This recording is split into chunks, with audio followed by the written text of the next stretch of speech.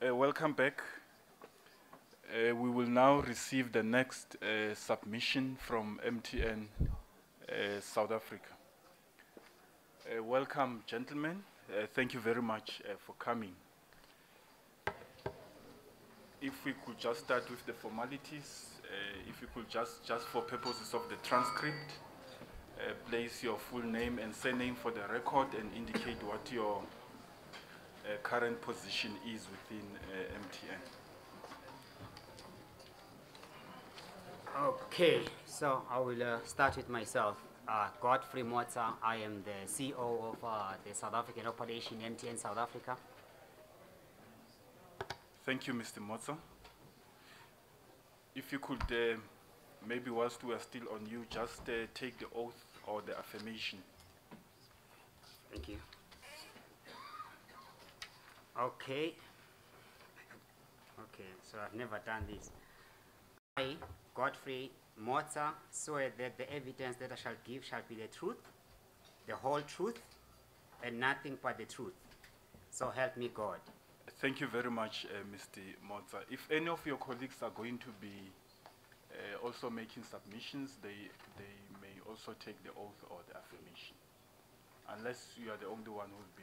No, this is Krishna who built the network, so I just want him to be to say something.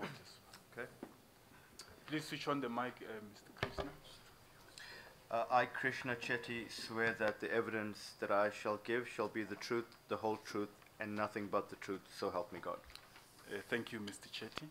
I've got Enzo who does the pricing here, so I also want him to say the truth. Yeah, please also switch on the mic. Okay. Yep. I, Enzo Scarcella, swear that the evidence that I shall give shall be the truth, the whole truth, and nothing but the truth, so help me God. Thank you, Mr. Scochella. I'm told that if you use lawyers here, you normally don't go well, so I don't think Graham should say anything. Yeah, no, he does not have to take the oath. Yeah. Good morning, gentlemen. Good morning, panel. My name is Graham de Vries. I'm the Chief Corporate Services Officer for MTN South Africa. Thank you very much, Mr. de Vries. Mr. Mocha, you may proceed to take us through your presentation.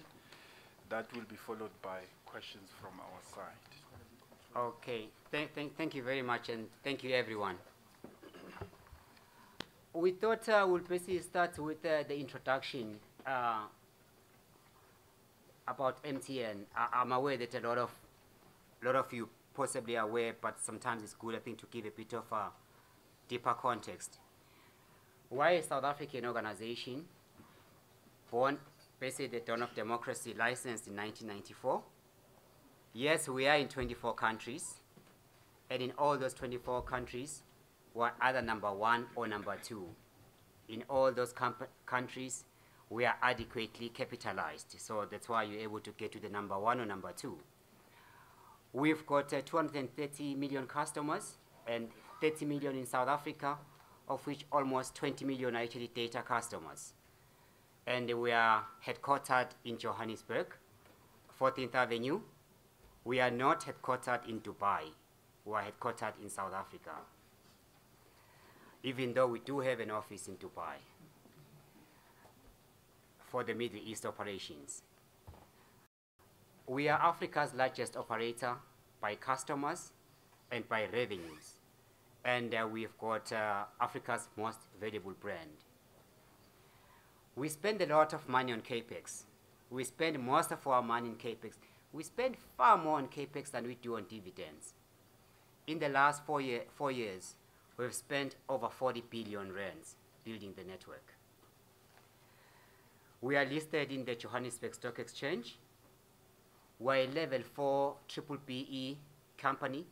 We used to be level 2, but they changed the codes in the last 2 years. Then we slipped back, but we're working our way up again. Our ambition is to be number 1 empowered company, level 1, not number 1, level 1. Anyway, yeah. And we have 36% black owned and 13.4 black women owned suppliers, of which we have spent basically 11.7 with those on 51% and 22 billion with those black women owned. Trying to put these statistics to demonstrate that we are a socially conscious organization. We have spent over 3 billion with SMEs in the last small medium enterprises in the last 3 years. We pay our taxes from our profits. The last 3 years, we've spent almost 5 billion. We pay our VAT. We pay our customs. So if you look at those indirect taxes, we've paid over 6 billion rands in the last 3 years. We directly employ around 5,000 employees, permanent employees, but I need to put it very clearly. We've got tens of thousands of people who work in our system to deliver the yellow SIMs and the yellow airtime to our customers, to our 30 million customers. So if anything happens to us, it is not just the 5,000 people that we are dealing with, it's the tens of thousands. I know some of our competitors have been talking a lot about jobs. We play a very, very, very big role in creating and sustaining jobs in the country. The foundation that we have, the MTN Foundation, in the last 11 years we've had it, we've spent over 700 million rands. We have committed officially and publicly that we are going to be part of the Yes campaign, which is basically around empowering the youth, especially the disadvantaged youth, around job creation. So from 2019, we'll be hiring 1,000 of those youth. And the 1,000 I'm talking about is just for 2019. We basically have got coverage everywhere in the country, okay, except for the 1% from a population coverage perspective. 99% on 2G, that basically allows you to at least do like a basic GPRS on data and mostly voice. On 3G, we are currently on 98.9, something like that, but by the end of the year, we will be on 99%. On 4G, we are actually on, will be at 90% by the end of the year. We are currently on more than 88% basically already. For us, this is actually a remarkable achievement around the 4G, that with all the constraints that we actually have, we have been able to do a lot in terms of innovation, especially around spectrum refarming, to basically get us to this level of coverage. Again, we are not boasting about this. I think it goes to the point I made earlier that we are a socially conscious organization, that everybody should have access to internet, rich or poor. Even if for those who maybe have studied our core beliefs, we've got the core belief as an organization that everyone deserves the benefits of a modern connected life. So that's why we spend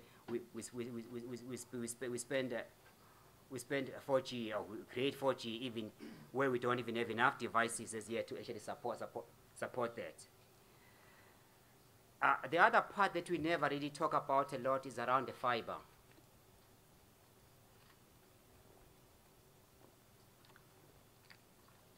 As a global organization, we've got wet cables, but when it comes to the land, in South Africa, we've got 18,000 kilometers of fiber that we use to basically connect our sites, that we also use to basically backhaul these.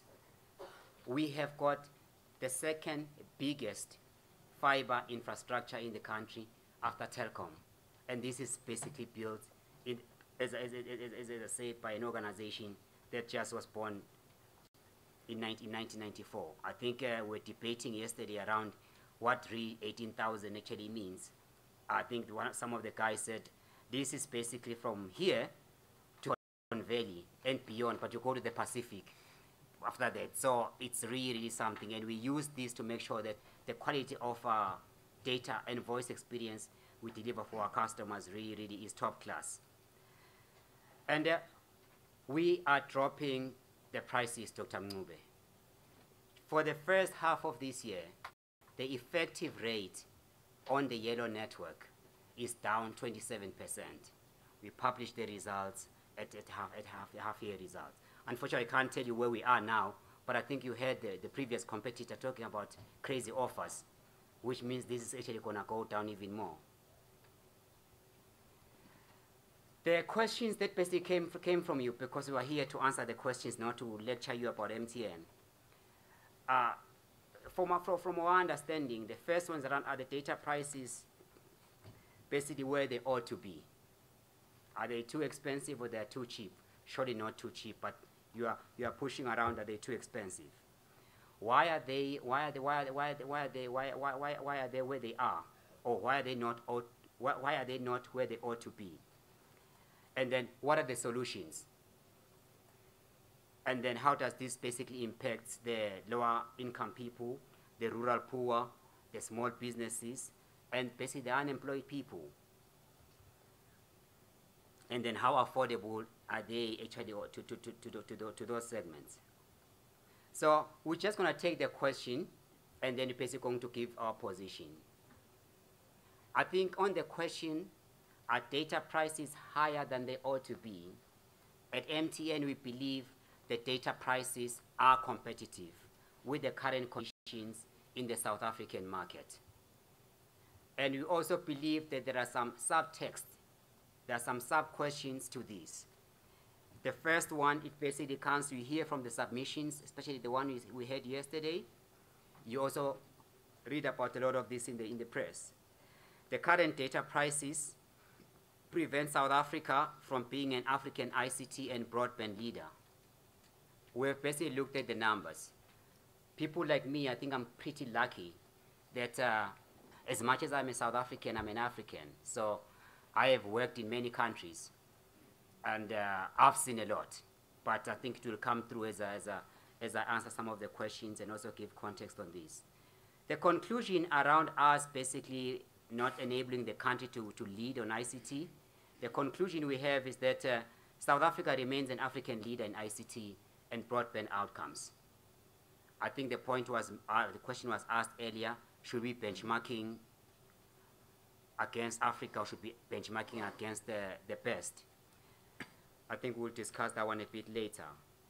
The current data prices make South Africa unaffordable to many, especially the lower income and rural South Africans. Again, the conclusion from our side is that if you have to look at the African context, South Africa is actually a leading country when it comes to affordability based on average income. However, everybody knows South Africa is many countries in one. We talk average, and then we hide the effects of the extreme income inequality in the country. So that's why, for me, that the discussion should always go beyond just, are you better than Swaziland? Are you better than Lesotho? Are you better than Nigeria? It has to basically go beyond that, even though that also brings a lot of complexities around how you start doing the benchmarks. The current data prices are not coming down and driving the cost of living for poor South Africans. Again, our conclusion on this one is that the consumer price index data does not recognize communication as a major spend. I think there's a graph later that shows that, put simply, people do not spend most of their money on data or on communication, especially the poor or even the rich. South Africa, SA, that's SA. The money that is spent on alcohol and tobacco is like twice that is spent on communication. And this is not me making it up. It's Stats SA. I know that the party is no longer there. I don't know who the new guy is, but it's Stats SA. The current data prices results in a digital divide, preventing many people, especially women, from accessing the internet. There is a gap between the developed market part of the society and the emerging part of the society in as far as internet access, especially from a fixed side. But from a gender perspective, thank God, there is no discrimination. So the access, especially from the end for the MTN and also the mobile industry, we can't find evidence of basically gender-based discrimination when it comes to data access. We basically go to the next slide because as much as we have these questions, we all know that we want data everywhere. We want super fast speeds and we want super low prices. But for us to get into that and also to drive the adoption, because the belief we have at MTN, with all due respect, as I said from the previous stories, is that everybody watches TV. The internet should be like that as well. We've basically gone to 3 areas. We have gone to the UN, the ITU. They were in Durban last month, and we had a big show with them. We have also gone to Facebook. Why Facebook? Not because we like our friends on Facebook, but nobody connects Facebook or connects people more than Facebook today. Over 2 billion users, or customers, whatever they call them. And then we went to the GCMA. Nobody argues about the GCMA. The point is, what drives data adoption or internet adoption in a country is not just only price. You have to have the infrastructure. Of course, it has to be affordable. It has to basically be relevant. And it should actually have the right content. And of course, the consumers as well, they need to be at a certain level. But we still believe it's still our jobs to make sure that we introduce the internet to people who do not know. Because in the 21st century, with all due respect, if you're not digitally connected, you cannot effectively compete. So that I can put some numbers to the conclusions I was talking about when we were doing the benchmarking around Africa. The first part is around the ICT Development Index. South Africa ranks 3rd, and also from an African perspective, we rank 3rd. The clever people will tell me, but there are more than 44 countries in Africa, and there are 16 countries in the SADC region. I think as Africans, we know some of these African countries don't collect data. But from what is available, we can see that South Africa is actually leading if you have to take out the 2 island nations of Seychelles and Mauritius. If you look at one benchmark a bit higher, I think somebody mentioned that maybe we must move beyond the continent. You look at the BRICS community. The only person we beat here is India. And I really believe we should be going for the Russians. If you look at the Inclusive Internet Index, it's basically a similar story, except there that we are clearly basically number 1, both in Africa as well as in the SADC region. And again, the only person we beat in the BRICS is India. Again, if we could go for the Russians, it would really be cool. When you look at what they call the connectivity index, again, we basically top. The only place, again, that beats us in the SADC region is the island nation of Mauritius.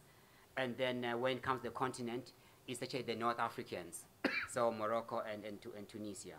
And again, we rank 4th when it comes to the BRICS. This is the statistics that I was talking about. And as you can see, I asked the guys to make their source very bold. Stats SA. Look at the yellow line, which is basically the communication, 2.6 for all households in the country. There's over 15 million households in the country. If you look at the rural households, it's 2.7%. If those who still want to verify it, you can go to the second line, which is the alcohol, beverages, and tobacco. You can do the crude math. You will see. Again, I'm not trying to justify that price shouldn't go down. I'm just trying to debunk the view that people spend most of their money buying the internet.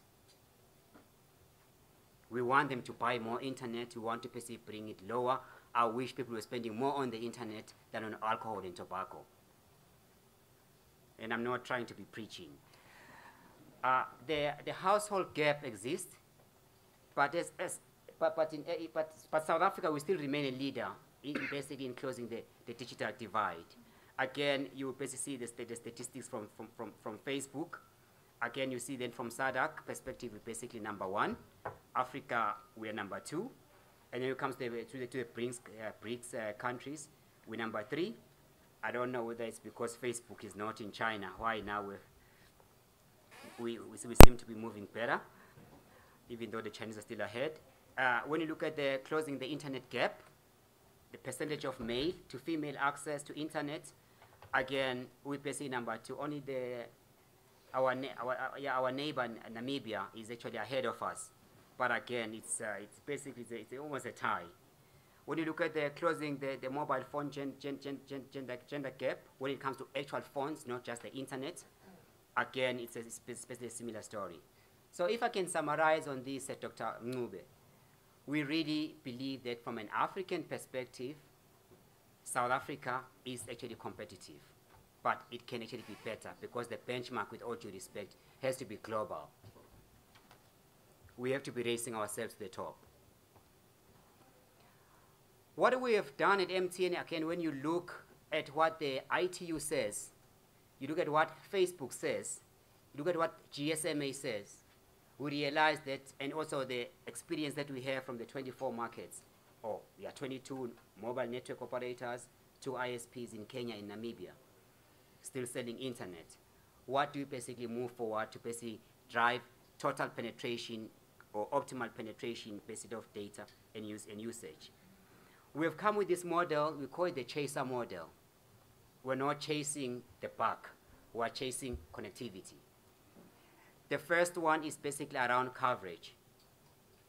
Our ambition for the year, just on 4G, is by the end of the year to be on 90%. So I was talking to the guys. Every time when you talk about this, maybe you have to give a sense as what you're actually talking. I know it's a rural town, but I think something we can actually all relate to. You go to the Siki today, in the Eastern Cape.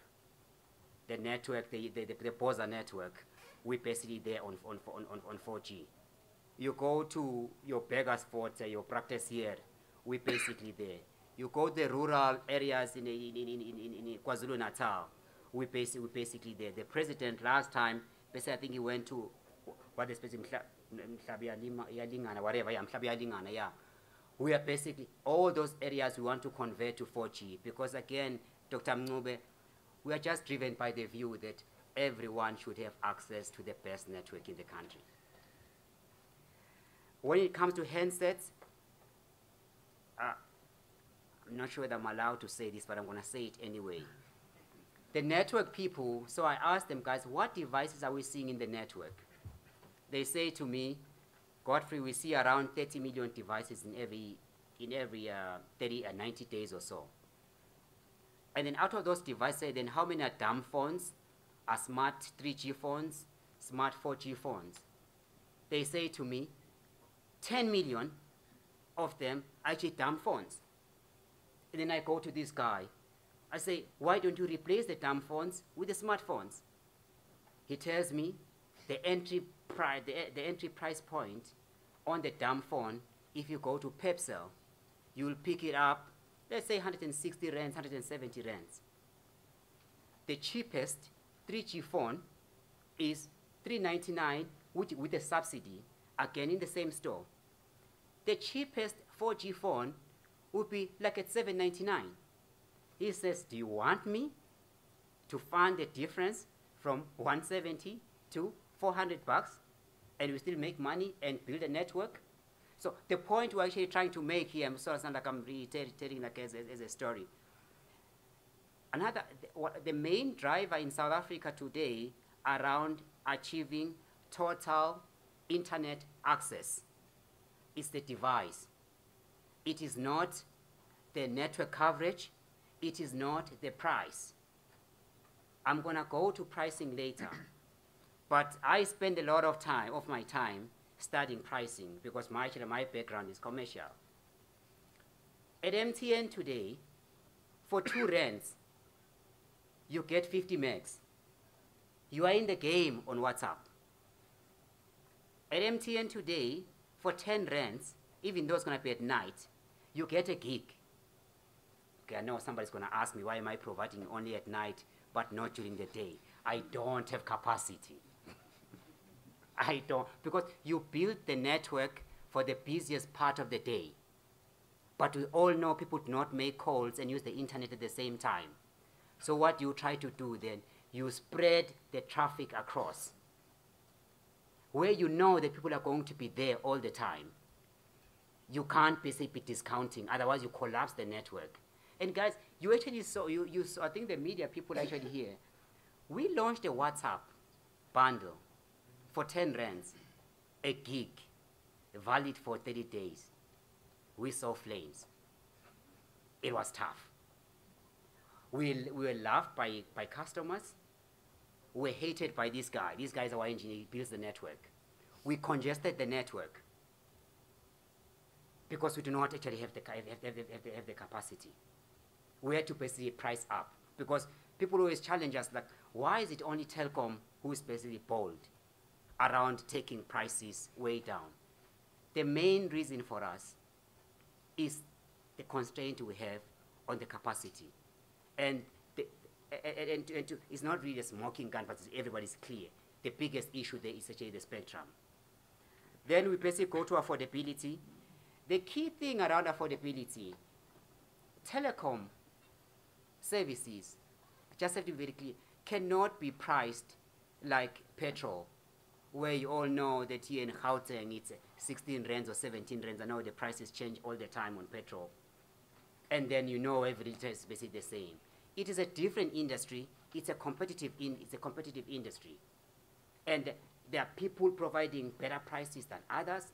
There are different times during the day because of the capacity dynamics you actually have. So I just have to, I know I'm going to cover it a bit more later, but we cannot say price data on one price, just like you do with petrol. It's totally different commodities, actually different products. We want to believe we're not a commodity. I think in reality we are. But the point I'm making is that we are big on customization. We are big on segmentation. There are a lot of people on our network who actually just get stuff for free. There are people who actually receive more free bundles than paid for bundles. I think you saw again that for 4 years, we basically provided free internet access to Twitter. There were no caps until recently we introduced the 500 megs cap, and we finally have to retire it.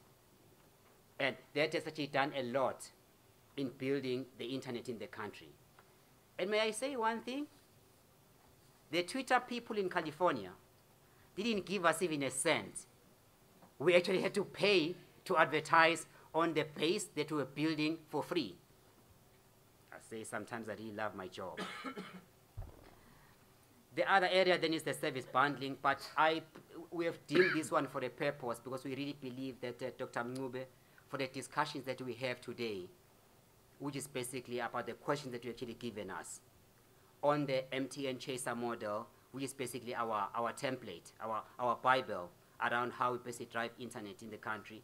It's basically its coverage, its devices, and its affordability of the internet.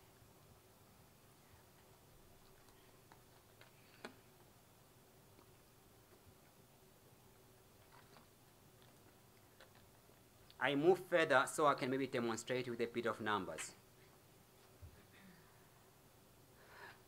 The yellow graph is basically the growth on 4G, and the blue one is basically on 3G. I think on 2G we know that by 2010 we're already way basically at optimal point. Okay. Thank you. They say I'm left with 45 minutes, so I'm gonna up my pace. The important point I wanna make here, Dr. Mngube, is that infrastructure competition matters. There are a lot of false theories that you should just have service competition and no infrastructure competition. Where is the infrastructure going to come from when people are not competing for that? As I said earlier, we spend more money on capex than we do paying out dividends. Why would we do that if it didn't matter? Every day, I have to make sure that I compete with my with the red guys on coverage. You can call it maybe a race for coverage, but it helps because then everyone in the country can actually get into that. The view here that you should have infrastructure competition and service competition. You do not have to choose one. The other point is that we build coverage in the urban areas in Sandhurst, and we basically don't do it in the rural areas. Again, it is not true. We actually have got more sites in the rural areas than we actually have in the urban in the metros. Over half of our traffic actually come from what we call peri-urban and rural. The deal that we've actually done with the SLC, if I can maybe give a bit of context, it talks to the point around infrastructure competition. SLC had the option to basically shop around and ended up on our network. And one of the main reasons they came into our network is because of the investment that we actually given them. And with that deal comes with 4G. If you look at I know Jose is going to talk a bit later, but we have seen it actually in the press. By just doing the deal with MTN, with what we've actually built, and us giving them 4G access, he has moved his coverage on 4G from 33% to 80%. 33% to 80%. And there was no regulation involved. It was basically on a commercial basis between the two parties. We spoke about the spectrum. Sometimes we just have to basically put a context into, okay, no, it's not the spectrum. It's around building the coverage. But again, you can't just have coverage without quality. The best quality network in South Africa is MTN South Africa. The best quality network in the African continent is MTN South Africa. The best quality networks in the world are the Swiss networks. I'm not going to talk about the Nigerians on the other side. It's not MTN Nigeria, by the way. So this is coming from P3, the most reputable engineering network quality assessing organization globally, as you can see. So I'm assuring you, Dr. Mngube, that we are not just covering, we are also delivering quality on that coverage. We spoke about devices. People may not actually know. The phones that you see today at Edgar's, the phones that you see today at Pepsel, at Ackerman, almost 80% of them come from us and the red competitor. Those people are coming. Why would Pep come and buy phones from us when they're retailers? The answer is simple. We take a lot of cost out of them, and we subsidize the devices so that we can enable access. We spend over R1 billion. I'm not allowed to quote the real number because it's really much higher than R1 billion, subsidizing phones. Not because we are bored, because we know people do not afford the phones. It's a way of helping the poor. We do not subsidize the iPhone, the iPhone XS. I saw they said the cheapest one is like 20,000 rands. I know people love iPhones, but we're not going to be subsidizing those ones. We'll be subsidizing the poor. So we can move people from 2G to 3G, and we can move people from 3G to 4G. Here's the other thing that you have to understand around the spectrum. If you look at the 3G throughput speeds, can tell you much of a muchness. On average, you are looking around 1.5 megabits per second. If you look at the 4G, it's like 13 to 14 megabits per second. But if you look at the congestion, most of the people are sitting on 3G because that's where the majority of the customers basically are. But we do not have enough spectrum, and the speeds are slower. Guys, let it just be very clear. Slow speeds monetize poorly compared to faster speeds. One of the easiest way to reduce the prices is to increase the speeds. To increase the speeds, you need capacity. To get that capacity, you need to get spectrum. Otherwise, all you do, you just keep on building more 3G sites. And when you build more 3G sites, then you've got less room to actually reduce the prices. I think our top lawyer here, Graham, says in South Africa, MTN, we had to build ourselves out of trouble. And by the way, we don't even have the rain spectrum. Maybe the other competitors have that. Somebody spoke about the fact that some people have been sitting on spectrum for decades. I've never had an inquiry around why are people basically sitting on spectrum when the country is spectrum constrained. Out of the 6 licensed mobile network operators, not all of us are using the spectrum that the government gave us. There's a lot of inequality around the allocation of spectrum. Some is sitting and some people are starving on spectrum.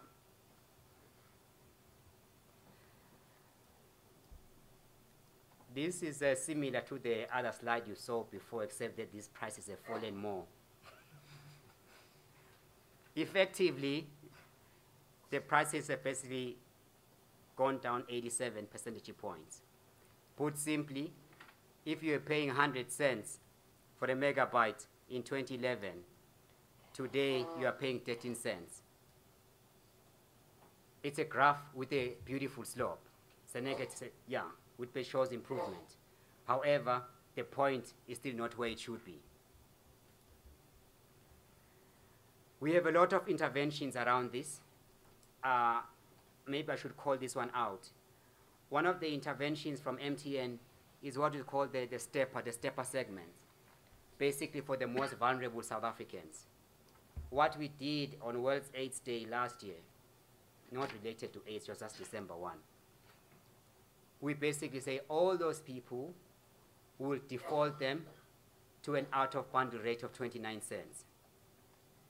So Telkom does not have the lowest out-of-bundle rate in the country on a default basis. We also have that. The only difference is just that it's segmented in our case. Why is it segmented? We have to basically target the most vulnerable, the poorest of the poor. How do we determine the poorest of the poor? We just look at the base of the 30 million customers that we actually have. And then we look at the bottom. And then, as I say, it's basically around 5 million people. More or less the same as the number of Telkom customers on mobile. It's got nothing to do with Telkom, it's nothing to do with you, Siyabonga, personally, but Telkom is a benchmark on affordability in the country, so we are chasing you.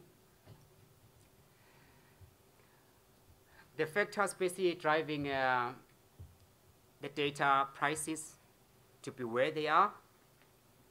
I think I've spoken a lot about spectrum. It's a big issue on the exchange rate volatility. We've got a lot of cost, and we've got regulation.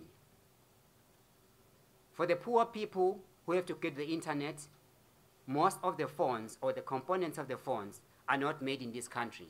They are imported. We put duties on phones.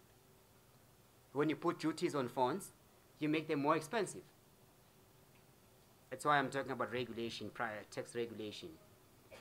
Just to talk around the cost factors, it's mostly around electricity. I think I've got a slide later on electricity. Of course, you've got labor, salaries have to go up, and we support that salaries should basically go up because the cost of living does go up. We lose a lot of our infrastructure to theft and vandalism. And then I've spoken about the tax regime on the smartphone handsets. This is a comparative view on spectrum. We are on the lower part. We're next to Bulgaria. But for me, what is even more shocking, that when you take the same picture, if you just put the MTN countries, the 22 countries where we've got spectrum, the only places that actually have got more spectrum than us are Afghanistan South Sudan, those kind of countries.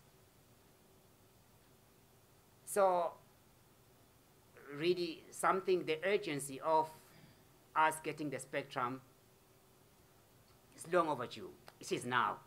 The urgency is now. We talk about the exchange rates. Always like to demonstrate with the price of an iPhone. I know I'm talking about the rich, but maybe I should use another example.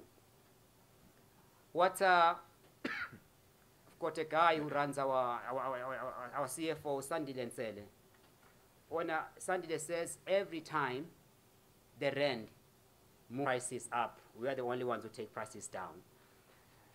Last month they launched a new iPhone, or the sexier iPhone, the iPhone 10s Max. It's like almost 1,100. If you say you're an iPhone hardcore person in South Africa, in 2007 you were paying 3,000. Today we're paying over 16. This is driving the cost. When you look at the packages you have to create for postpaid, people are saying, I used to pay so much, now I'm paying so much. Why are these networks increasing the prices? It is not us. It is the exchange rate. The price of fuel. I don't have to explain it to anyone again. Why is this relevant to us? Because we've got over 11,000 base stations. If you go to a base station today, you have to use power. What do you use? You use ESCOM. Can I ask you a question? When there's a blackout, there's load shedding from ESCOM and there's no power, does your phone switch off? It doesn't. It's not because it is magical. Because the base station, if ESCOM does not provide reliable power, it means we have to buy a generator and put in that base station. So that when ESCOM is down, it goes the generator. And then the generator uses diesel, and then that's why I have to talk about petrol, about this fuel cost. We spend hundreds of millions in this. So I think here they basically put the fuel and electricity. So even if you do not, even if you had electricity, we also know what NERSA has actually done with ESCOM around pricing going up for electricity. Again, I'm not going to be debating why those prices are going up, but I'm just going to demonstrate that those prices get passed to us, and we have to basically accommodate them in our income statement. The CPI, this is an obvious one, but sometimes we also have to state the obvious. We're not at Japan. We're in an inflationary environment. I hear now Japan is also starting to get inflation, and they're celebrating. We lose over 100 million rands a year on vandalism. People go to our sites to steal whatever they think is stealable. What do they normally steal? The most important thing they steal, or the most stolen stuff, is the batteries. Again, people will ask me, why do you need batteries? What tends to happen when ESCOM is down, and because diesel is so expensive, in some of the sites we have the deep cycle batteries, basically green power. It's green power. So we're also doing it for environmental reasons. So then we move the power to basically that. So those lithium batteries, there's a second-hand market out there. Then people basically vandalize. Yeah, we have to basically spend more now, not just to replace the batteries, but to also hire pit vests to guard the sites. I used to work in Congo. In Congo, then you don't even talk about electricity. You talk about diesel 24/7. And because you don't have electricity, people go there to steal the diesel. I had to have guards everywhere. Here in South Africa as well now, I have to basically put security guarding my site. And that cost we have to accommodate in our income statement. What's the impact of the data pricing to the poor? I'll also argue basically to everyone. For us, that we are saying, if you look at the hard facts, the poor people in this country do not have the capacity to basically afford data like us. or like most of us in this room. But in spite of that, we've been able to drive penetration even in that segment. I am saying, oh, thank you, I think I'll be done. Yeah, I am saying this. I think I did mention before around the prices and the coverage. Just looking at our neighbors was like who we have to compete with. I worked in Lesotho. I ran the Lesotho operation for a competitor for almost 3 years. The prices in South Africa, even today, are lower than they are in Lesotho. The next neighbor is basically Swaziland. Don't even start me on that one. The prices there are not lower than here. You go to the long one, Mozambique. The prices in Mozambique are lower than in South Africa. But to Shamil's point, go and look at the quality of the network. Actually, let's not even talk about quality of the network. Just talk about coverage. Internet penetration in Mozambique. Those who've got smartphones, Google and see, and compare it to South Africa. Because again, if you do not basically coordinate the virtuous cycle properly, you end up with the Mozambican situation where prices are basically low, but penetration is low, coverage is low, quality is low. I really do not think this is what this country basically require. You go back, then you